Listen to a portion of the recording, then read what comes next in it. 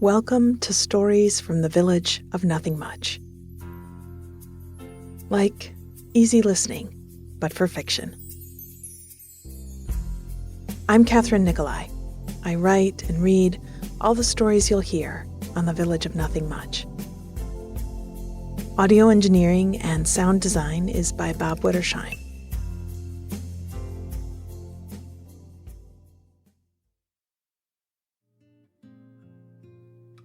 In our show notes, you'll find links to our ad-free premium version, our other shows, merch, and our new wind down box, a quarterly sleep subscription box full of products I've picked to bring a little more joy and ease to your bedtime. When the world is a little too much, when you need to be reminded of some small bits of goodness, when you want to step through into a place where kindness is commonplace and there is time and space to enjoy life, there is the Village of Nothing Much. I started telling these stories years ago in my bedtime story podcast, Nothing Much Happens. And sometimes, as a writer, I would be a bit down, thinking that while I was really glad that people were sleeping so well to my stories, I also wanted them to be heard by, conscious people. And listeners asked for that too. So we made this podcast. Whether you think of these as positive distraction therapy or just enjoyment, we are glad you're here. Every story is written in first person, but the more you listen, the more you'll notice the way the narrators interact. The storylines crisscross. Stay tuned at the end of the show to hear about the connections between our stories today and others in the series. Now, into the village we go. And just because I think it will feel good, take a big breath in through your nose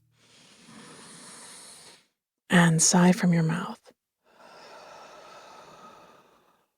Again, breathe in and let it go. Good.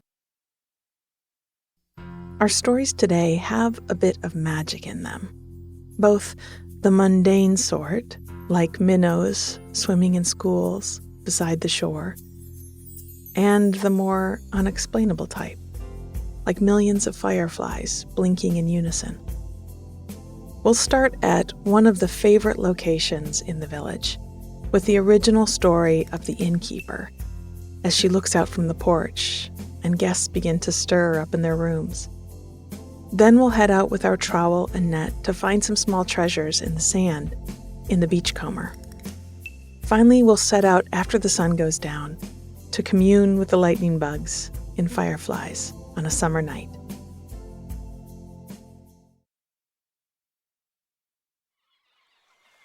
The InnKeeper.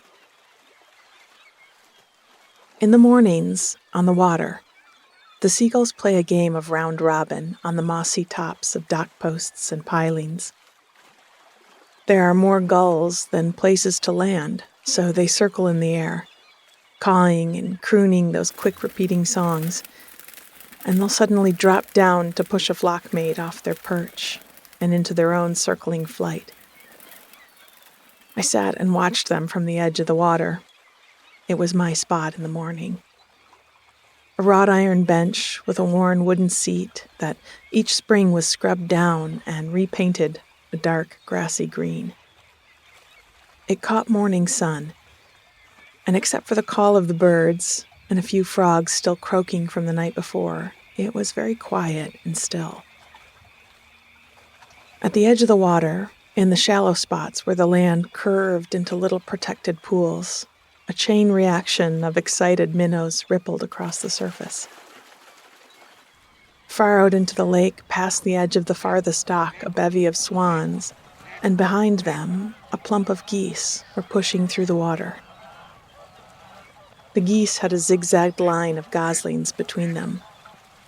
I watched the way the parents steered them, their long black necks bobbing back and forth, indicating which way to paddle. I took the last swallow of coffee from my mug and stood up, making my way up the gravel path past the stone patio with its loungers and umbrellas, past the small shed that held croquet sets and dusty tennis rackets, and the hammocks that we strung from the trees in the afternoon shade, and up the steps to the back porch of the inn. The porch ran the full width of the house, with a low, broad railing that let the breeze in. We had a few tables laid out ready for breakfast service, with cups turned upside down in their saucers, and silverware on napkins, and the salt shakers showing a few grains of rice mixed with the crystals to keep the humid air from sticking them up. I straightened a few of the chairs as I walked down the length of the porch, and smoothed the tablecloths where they were creased. Our place was small.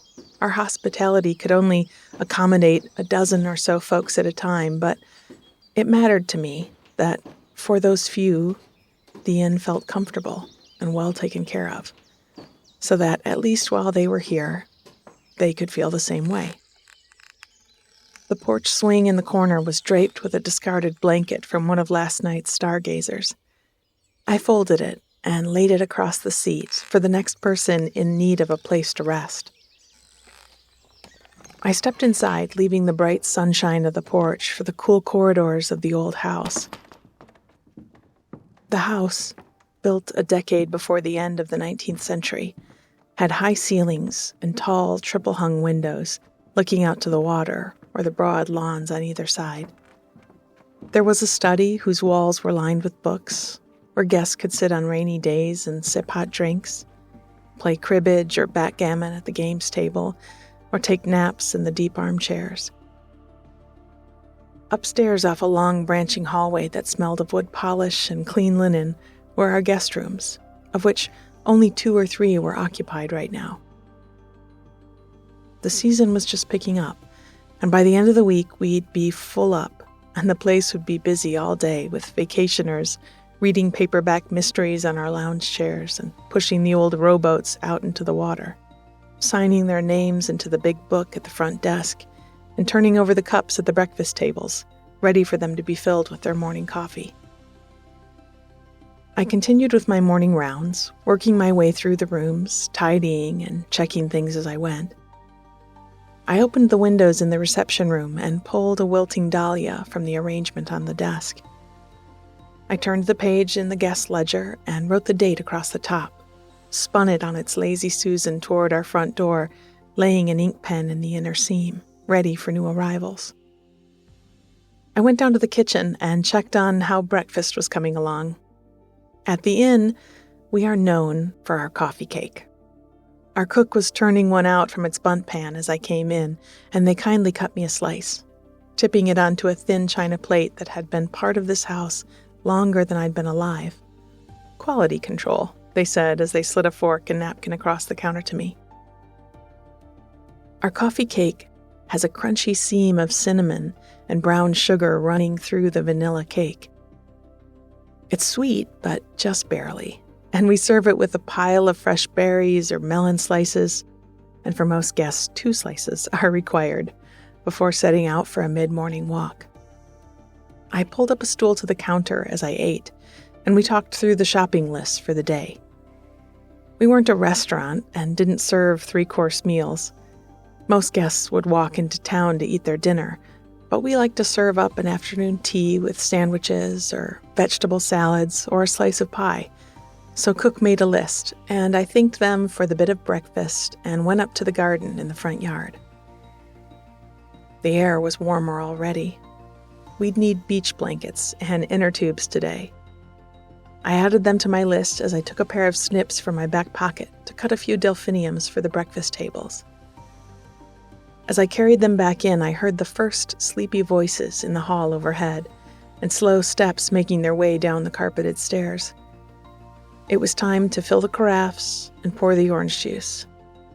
Time to slice up the coffee cakes and get ready for another summer day by the water.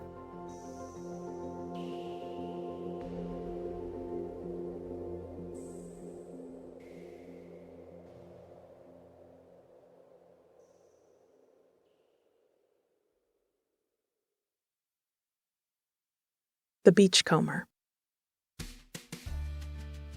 One of the lovely things about being a grown-up is the ability to revisit things you were interested in as a child, but for one reason or another, never got the opportunity to play with or explore. That is why, as an adult, I have a lot of glow-in-the-dark stars on my bedroom ceiling. I own a collection of books about dinosaurs and recently acquired my very own rock tumbler. I'd always wanted one. I remember seeing them in the gift shop at the museum as a child and immediately imagining myself as an archaeologist with my pith helmet and khakis and little soft bristled brush in one hand, exposing fossils and rare finds from deep in a trench of red dirt. My parents, I think wisely, considered how likely I was to actually use a rock tumbler, how much potential mess could be created by one, and the availability of other options for my birthday, and left it on the shop shelf. Then, last fall, as I was walking the beach on one of the last warm days of the year, I met someone who, like me, had a handful of pretty rocks. He was bent over, peering down at the sand, clearing away the grains from a stone that I certainly would have found pocket-worthy, when my shadow blocked out his light. He smiled up at me, and I squatted down beside him.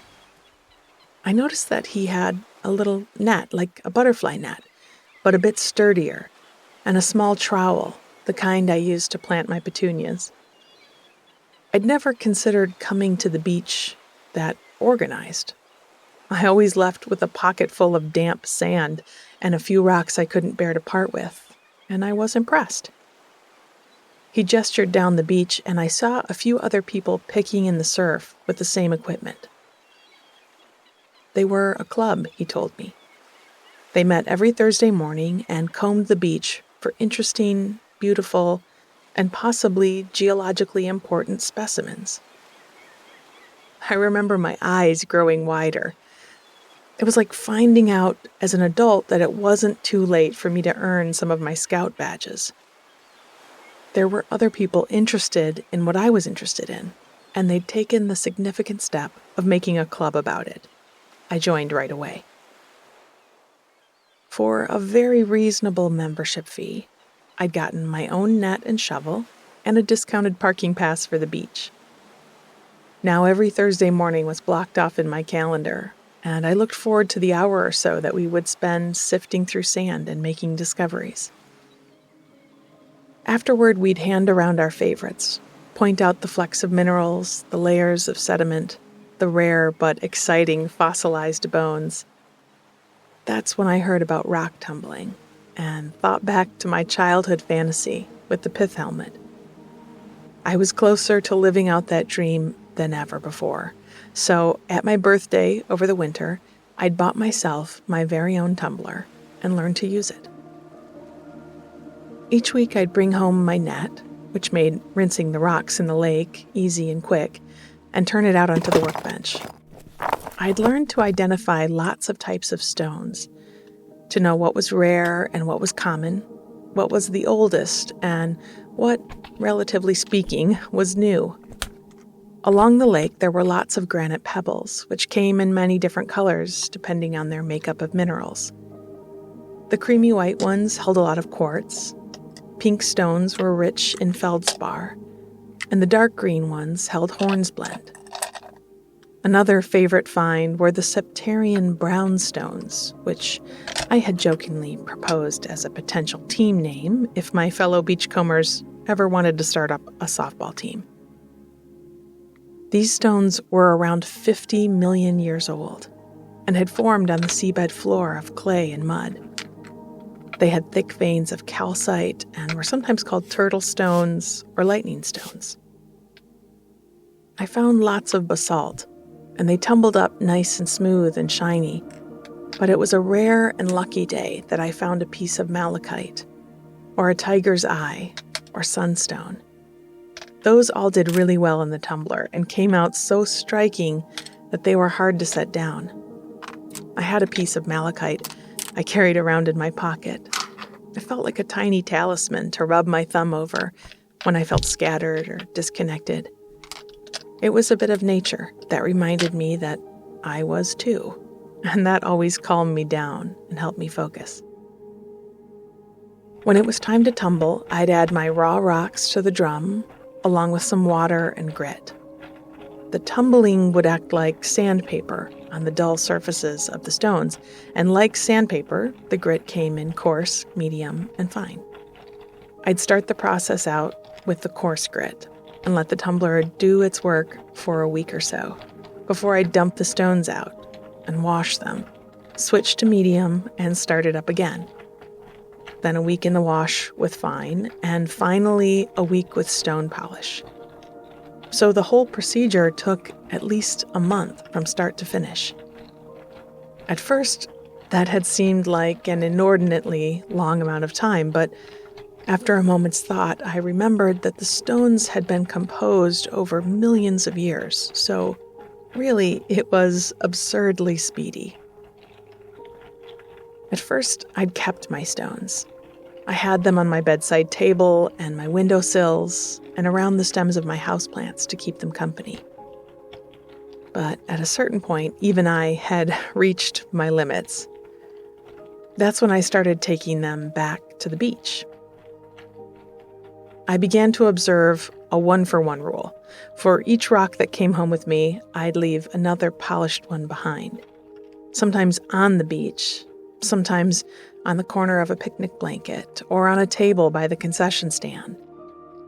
I liked to think that some small, imaginative archaeologist would pick up a shiny stone and start to wonder where it had formed and where it had been since then.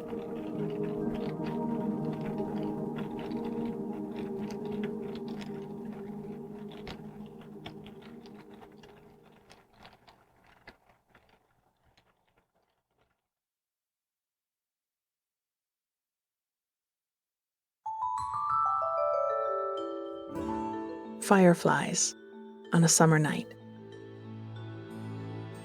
Children are born believing in magic. And as a child, I persisted in believing. Adults tried to tell me that it wasn't real, that it was only something that happened in stories. But to me, there were so many signs of it everywhere that it seemed like they were only trying to convince themselves. After all, what about when you slipped your finger into the coin return on a payphone and found a quarter? What about when you opened a book to just the right page and your eyes fell on just the right word or drawing? What about when you found a stone that fit into your palm and hugged exactly around the curve of your thumb? And if magic isn't real, then what about fireflies? I would wait for them on summer nights, watching from the steps of the back deck or my bedroom window. And when I came, I thought they might be coming for me. Could we speak to each other? Them in their language of slow blinking glimmers, me in mine of quiet wonder. I'd step out in dewy grass and watch and wait. I never tried to seal them into jars, knowing even then that nobody likes to be boxed in. Instead, I might reach out a hand and see if one wanted to rest on it for a moment. And when one did, when they stayed and blinked at me for a minute or so, I would wonder, how is this not magic? I guess I still persist in believing, even now that I'm all grown up. I still see it everywhere. What about when you're walking on the sidewalk and catch the eye of a stranger riding on a bus, and you both hold on to each other for as long as you're in sight? What about when you step into your favorite cafe on a blustery, chill day and find there's just one plate left of exactly what you were craving? What about when you learn that the iron in your blood was born in the belly of a star before the earth even was? And have you ever jumped into a lake on a hot summer day and while you're completely surrounded by water, forgotten every other moment of your life? Go on. Keep telling me how magic just happens in books.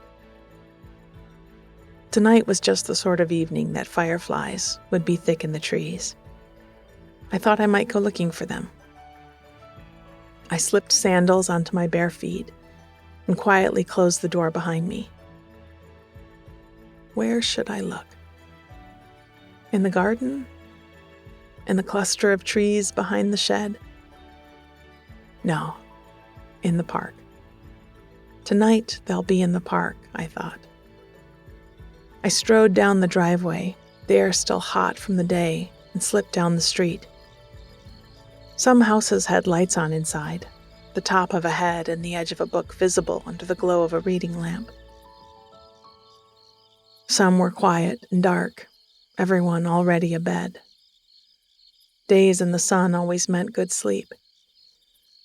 And a few had porches with dogs lying on the warm wooden boards. A neighbor or two sitting on a swing, enjoying the night air. I raised a hand, answering the low calls of evening. In the park, I circled slowly through the paths, smiled at an older lady sitting with her gray-faced dog on a bench, gave some privacy to a couple cuddled up by the fountain, and made my way toward the edge of the pond. There was a tiny pier stretching out into the water, and I padded down it to the bench at the very end. The air was thick with the sound of frogs and night breezes and insects buzzing. On the other side of the lake, I saw them, lighting up around the stems of hostas and flashing in front of the trunks of tall maples. I stood up and walked to the railing, leaning my elbows on the wood parapet. They glowed. They glimmered. Have you ever noticed how many very nice words for describing what light can do start with GL? Glint, glimmer, gleam, gloss, glisten, glaze, and maybe the best one, gloaming. It was well past gloaming now. Full dark was around me. I put my chin in my hand and just watched them. I'd heard once that there are mile-long stretches on the Nile where the fireflies all blink in unison. Can you imagine? How bright and then how dark and how much like language that must feel. They call that emergence, when order emerges from chaos. Maybe it's just another way to say magic. After a while, I made my way back down the wooden planks of the pier, back past the fountain, past the circle paths and benches, and back down the streets of my neighborhood. In a neighbor's yard, I saw the flames of a bonfire, a circle of chairs pulled up, and friends laughing and telling stories. On another night, I might have joined them, but tonight I was happy to be alone, to listen smilingly to their voices, and make my way to my own quiet house. I closed the front gate behind me and sat a moment on my porch. The night sky was clear and full of stars and the visible glow of Mars. I knew Mars would set an hour after midnight, and soon after Jupiter and Saturn would rise. Then, on the cusp of dawn, Venus would shine, and faintly behind her would be Mercury. They could set and rise without me. I thought of the softness of my sheets, my pillow cool and sweet-scented from the moving night air, and I stood and made my way inside. I turned the lock on my door and took a slow, deep breath.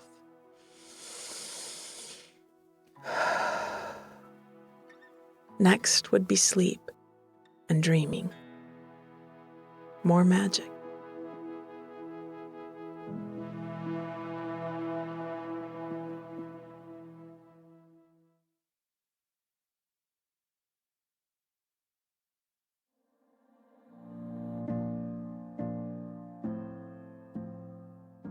Now, as promised, I can share a little more about these stories and their narrators, and where you can hear more from them. The InnKeeper is a bit of a tricky subject because when I wrote this story, I thought of her as existing a long time ago. We were looking into the past in her story, some morning at the inn long, long ago. A few months later, I wrote an episode called The Other InnKeeper, and it is the story of how the inn sat empty for decades and then was renovated and brought back to life. So we have in our canon 2 innkeepers, and there are a few stories where you may not know which one you're hearing from, and I cheekily refuse to explain too much about who is who. I like the mystery. I think the inn has some element of magic in it. The way the other innkeeper finds herself drawn to the place, it feels like someone is guiding her. And there are these echoes between the staff of the past and the staff of the present. So there is a bigger story for me to tell one day about all of that. So we promise to share more of the stories of the inn and the innkeepers and to keep connecting the dots as we go, at least mostly. Now, the Beachcomber has made a recent reappearance in Nothing Much Happens, the bedtime story podcast, where all my stories start, but those haven't played here on this show yet.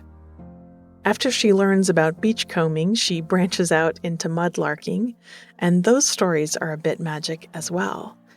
She finds objects in the silt of the river that runs through downtown Nothing Much, and as she digs them loose, she imagines where they came from and the people who last held them in their hands. And I think what she imagines is more than just a fanciful daydream. I think she is really connecting to the past. She also talks about leaving the stones in places that others will find and wonder at them. And that references a story we've done on this show called Touchstone. I like the idea that this narrator is leaving some of the stones that are found in that story. That is episode 15, if you'd like to go back and listen. Finally, the narrator of Fireflies, I don't think we can specifically pick her out in any other stories, but this story was one of the first times as a writer that I felt like I had found my authentic voice. It happens sometimes that you don't have to force or fight to find what you're writing about. It doesn't even really feel like writing, more like transcribing something that already exists, like it's just moving through your fingers. Before I started writing my show, I thought I wasn't a creative person, that I just didn't have any creativity. I thought I was creative adjacent, like I admired it and I had lots of artist friends, but I didn't have it myself. And now I've learned that it's actually a practice, not just something that you're born with, apart from prodigies. So I think I'd been practicing it long enough when I wrote Fireflies, which was over a year into the process, by the way. When I finally wasn't editing my brain, I was just dropping into the space where creation was possible. And that certainly felt like magic to me. Hey, if you're enjoying hearing these behind-the-scenes bits, by the way, let us know over on our Instagram page. Link in the notes.